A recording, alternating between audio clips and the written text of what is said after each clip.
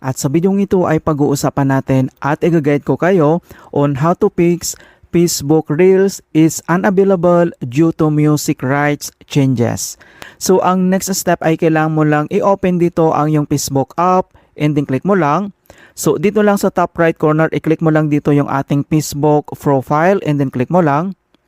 At dito lang sa ating Facebook profile and then kailangan mo lang i-select dito yung Reels. And then once na-select mo na dito yung Reels, and then kailangan mo lang i-select dito yung tinatawag na needs review. Ayan, so nandito siya and then i-click mo lang.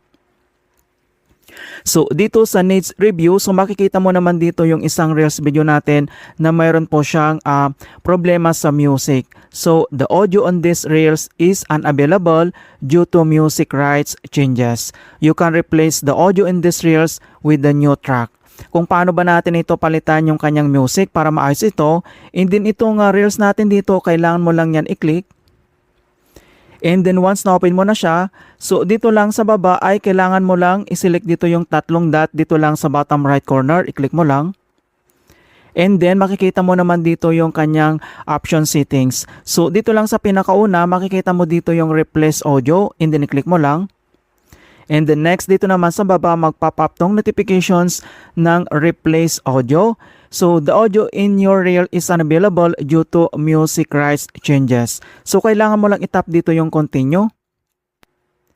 And nandito na tayo sa For You, and then dito na tayo pwedeng mamili ng mga music na pwede natin ipalit doon sa ating Reels video.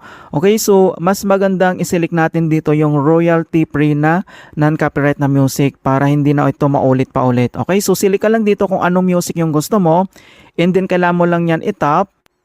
At once na-select mo na siya, and then i-click mo lang dito sa top right corner yung update audio, i-click mo lang. And then next, magpapop tong notifications na update audio. All audio in your reel will be replaced with this audio track. Itap mo lang dito yung update. Ayan. So, na-update na natin. The audio in your reel is already updated. And ayan, so kailangan lang natin mag-back. So, click lang natin ulit dito yung needs review. Tignan natin. Ayan.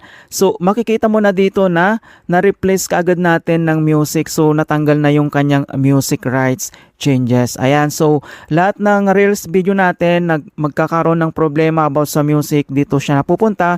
Dito natin pwedeng ayusin yung kanyang music. Pwede natin yan palitan. And then, napakabilis lang naman gawin yan mga kaibigan. So, napakadali lang naman magpalit dito. Ayan.